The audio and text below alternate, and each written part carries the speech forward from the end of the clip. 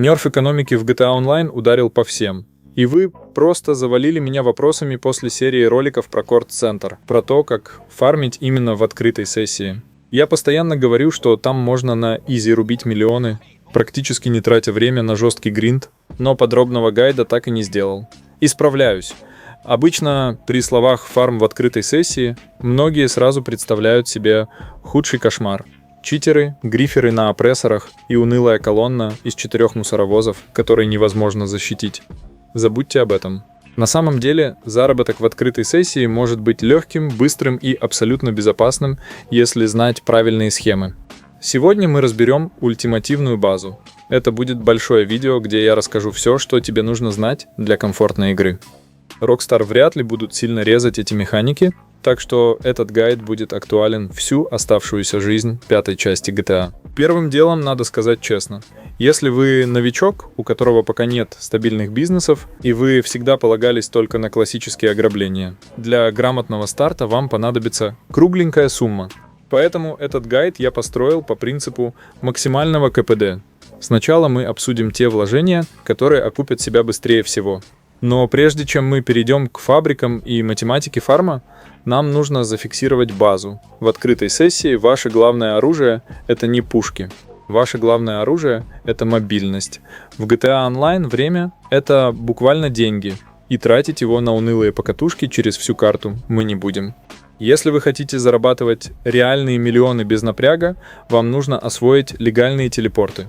Никаких глитчей, никаких сложных таймингов, только чистые механики игры. Освоите их, и половина успеха в фарме уже у вас в кармане. Во-первых, классика Лестера. Покупаете обычную элитную квартиру 1000 за 200. Запускаете там любое ограбление, проходите первую миссию, и Лестер начинает присылать вам СМС с приглашением продолжить. Я сейчас показал вам на примере базы, с ней работает так же. Оставили это сообщение в телефоне, и все. Застряли после продажи груза в пустыне. Открываете телефон, принимаете инвайт Лестера, и через секунду вы телепортируетесь прямо в центр города. Работает безотказно.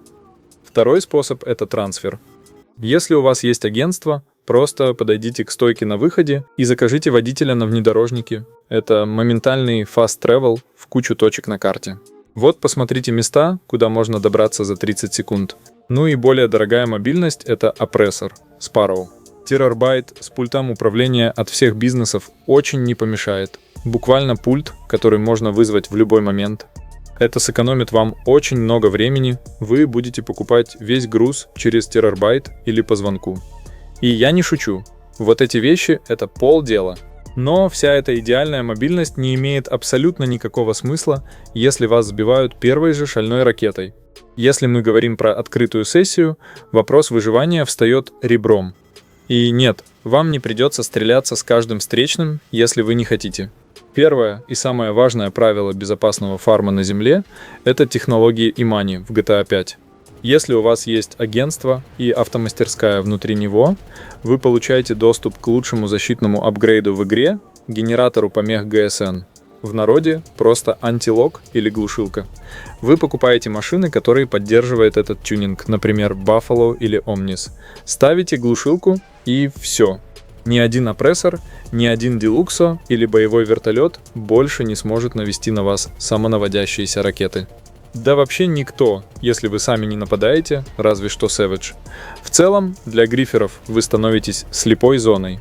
Им придется стрелять вручную, а попасть свободным прицелом по быстро движущейся мишени — задача со звездочкой для 99% мамкиных нагибаторов. Тем более, если попасть надо целых 12 раз. Обязательно соберите себе топ машин с технологией Imani и засуньте по одной в каждый гараж бизнеса. Которым будете заниматься, это ваша лучшая защита от чувачков, которые решат вас спамить киллами, пока вы едете между бизнесами. А я напоминаю, что это все еще очень желательные, но не обязательные вещи.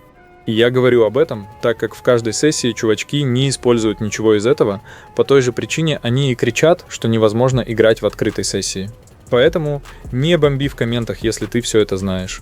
Первая часть видео очень важная, в основном для чувачков, кто не вылазил из закрытых сессий и решил подумать о фарме именно в открытой, так как произошел нерв ограблений. Ну и многие уже все это имеют, но не используют. Кратко скажу о скрытых метках в доставке. Груз скрывает только скрытая организация. Лестер скроет вас до глобального сигнала как раз первые 60 секунд пути. Имани можно использовать, если вам надо кого-то пересидеть в скрытой, но груз она не скрывает. То есть вы до посинения можете в ней сидеть, пока кого-то не сольете. Она работает не на время, а на радиус до первого вашего килла. Теперь мы перейдем к цифрам. Большинство игроков совершают одну фатальную ошибку. Они меряют заработок чистым доходом в час, но предлагаю использовать другую метрику КПД в час фарма. Это то, сколько миллионов вы зарабатываете за 1 час реально потраченного вами времени. Смотрите, в чем парадокс. Почему-то чувачки оценивают доход от ограблений, считая каждую минуту нудной подготовки и самих миссий. А когда дело доходит до бизнесов, люди считают все то время, пока товар копится сам по себе, а вы просто фанитесь в открытой сессии. В этом и главная фишка правильного фарма. Самого фарма руками тут почти нет, а огромные деньги есть. И начнем с абсолютного короля – ночной клуб. Да, это самый дорогой актив. Чтобы вывести его на полную мощность, придется вложить больше 10 миллионов для полной связки. Как это работает, смотри по ссылке в описании. Гайд на ночной клуб. Но посмотрите на отдачу. За производственный цикл в 20 часов клуб генерирует 1 250 000 в сейф. И еще 1 500 000 вы получаете с продажи со склада. Суммарно почти 3 миллиона. Но знаете, что самое крутое? Ваше личное время вовлеченности, то есть миссия по продаже и поддержка популярности, занимает всего 30 минут за весь этот длинный цикл. Вы тратите полчаса живого времени, чтобы получить 3 миллиона, а остальное работает на вас само. Если пересчитать это на чистый КПД, вы получаете огромные почти 6 миллионов за 1 час вашей реальной работы руками. И да, продажа с ночного клуба – это всегда одна бронированная машина, которую невозможно уничтожить, если на вас висит скрытая организация. Покажите мне ограбление, которое дает почти 6 миллионов за час вашего личного напряга. Другими словами, на каждый час реальной игры вы тратите всего 3 минуты на обслуживание ночного клуба. Но обязательно посмотри гайд в описании, чтобы у тебя не было вопросов, как это работает. Там подробно по-ночному. Если ночной клуб – это игра по-крупному для тех, у кого есть капитал, то на втором месте кислотная лаборатория – это идеальный старт для новичка и самый прибыльный пассивный доход за свои деньги. Здесь вложения вообще смешные – около 1 миллиона. За 4 часа фоновой работы лаборатория наварит вам товара на 350 000, уже с учетом вычета расходов на сырье. И чтобы все это продать, вам понадобится жалких 10 минут реального времени. Считаем наш КПД. Это где-то 2 300 000 за час вашего чистого фарма руками. Скоро будет гайд, а может уже есть. Смотри в описании и веселая продажа кислотки на практике. По факту, на каждый час вашей игры вы тратите всего 2 минуты на обслуживание этого бизнеса. Закинули сырье по телефону, подождали цикл, скинули товар за 10 минут, дальше тусите в сессии. 3 место в нашем топе уверенно забирает автомойка. Здесь вложения тоже максимально комфортные, в районе 1 миллиона. И главный плюс этого бизнеса в том, что тут вообще нет никаких сложных продаж и глобальных рисков, когда за вами гонится половина сессии. За 10 часов игрового цикла автомойка абсолютно пассивно нагенерирует вам в сейф 300 000. Все, что от вас потребуется сделать за эти 10 часов, это потратить суммарно 10 минут на короткие фоновые задания для поддержания ее работы на мойку авто. Считаем наш КПД, получаем стабильные 2 миллиона за час вашей реальной вовлеченности.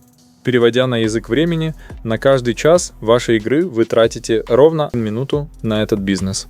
Заехали по пути, забрали кэш из сейфа, выполнили микрозадания и спокойно поехали дальше заниматься своими делами.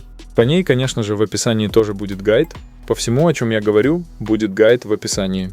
4 место уверенно держит бункер.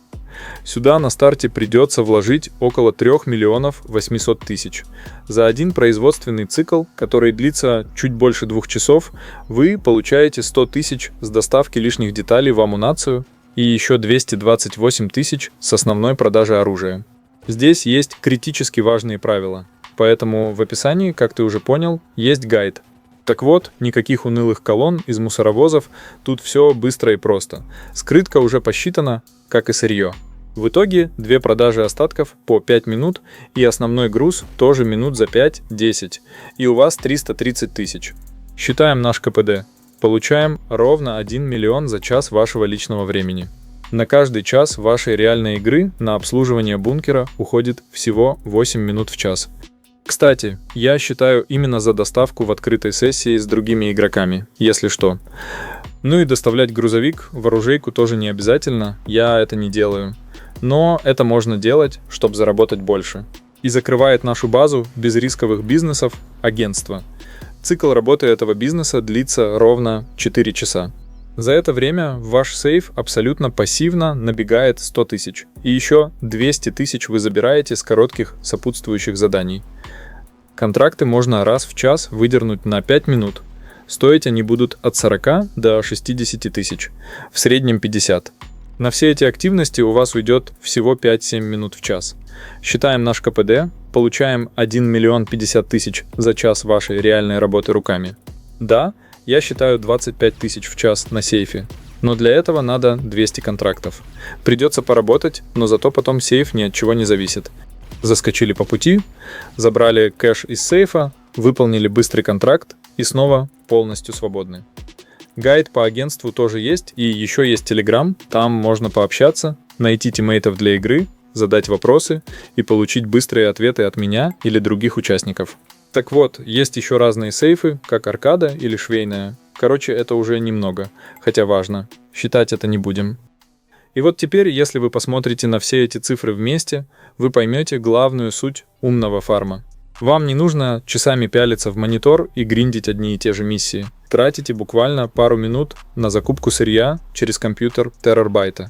Собираете деньги с сейфов на опрессоре, делаете быстрые одиночные продажи с жирным бонусом открытой сессии и идете заниматься своими делами. Катаетесь с друзьями, тюнингуете тачки, тестируете скрытые механики, устраиваете перестрелки. Каждый там что-то делает. Все. Вы зарабатываете миллионы, почти не напрягаясь. Давайте немного посчитаем ваши средние затраты времени и доход. Что будет, если запустить все эти 5 безрисковых бизнесов одновременно? Какая картина у нас получится в рамках одного обычного часа в игре? Складываем время вашей реальной работы руками за 1 игровой час. 3 минуты на ночной клуб, 2 минуты на кислотную лабораторию, 1 минута на автомойку, 8 минут на бункер и 5 минут на дела агентства. Итого 20 минут суеты на каждый час вашей игры. Оставшиеся 40 минут вы абсолютно свободны. Но на практике все это работает еще удобнее. Вы не бегаете продавать товар каждый час. Обычно вы просто играете в свое удовольствие часа 3, а потом за один присест тратите минут 40 на все продажи и разом забираете от 1 до 3 миллионов. Главная загвоздка тут только с ночным клубом. Он копится долго, поэтому его нужно продавать гораздо реже остальных. А теперь складываем ваш чистый фоновый доход за этот же час. 137,5 тысяч дает клуб, 88 тысяч приносит кислотка, 30 капает с автомойки, 160 тысяч дает бункер и 75 тысяч прилетает с агентства. Итого мы получаем практически 500 000. То есть вы 3 часа просто играете, изредка тратите по 5 минут на закупку сырья через компьютер, а потом за 40 минут все сбываете. И ваш счет стабильно пополняется почти на 500 000 за каждый час нахождения в игре. И это мы даже не брали в расчет случайные ивенты в сессии. А если ускорять кислотку или бункер через особняк, то ваша почасовая прибыль вырастет еще сильнее. Вы можете просто кайфовать от игры, а деньги будут капать сами собой. Конечно, можно заморочиться и подключить еще байкерские предприятия. При правильной настройке они дадут еще 500 000 сверху. Но это уже жестко, рискованно и превращается в тот самый реальный гринд ради гринда. А я напомню, как я уже показал и посчитал в одном из прошлых видео, сейчас любое соло-ограбление дает вам от 400 до 600 тысяч в час, примерно, если делать его повторно за неделю. И не изворачиваться с отгрызанием интернета или не устанавливать всякий софт. То есть я сравниваю обычную игру, а не спидраны или баги. Такими темпами и накрутку можно сравнивать с фармом начать. То есть по факту вы можете батрачить на урезанных ограблениях за 500 тысяч в час или просто тусить в сессии за те же деньги. Можно добавить байкерские, тогда это будет больше 1 000 000 в час, но фарма уже будет больше, чем просто игры. Хотя там есть секреты с расположением предприятий, можно продавать, к примеру, за минуту некоторые, так как рядом будет с конторой прямо точка продажи. Если вам это интересно, подробный гайд по байкерам уже есть на канале, ссылка в описании. На самом деле, когда вы играете по такой схеме, вы даже не замечаете самого процесса фарма. У вас просто идет веселая игра. Вы катаетесь, на вас могут напасть, вы даете отпор. Вам не тошно от бесконечных одинаковых подготовок к ограблениям. Зацепились с кем-то в ПВП, и вот уже пара часов пролетело незаметно. То есть вы реально играете в любимую игру, а не работаете в ней. Обязательно пишите в комментариях свои мысли. Смотрите подробные узкие гайды по ссылкам в описании и залетайте в наш Telegram.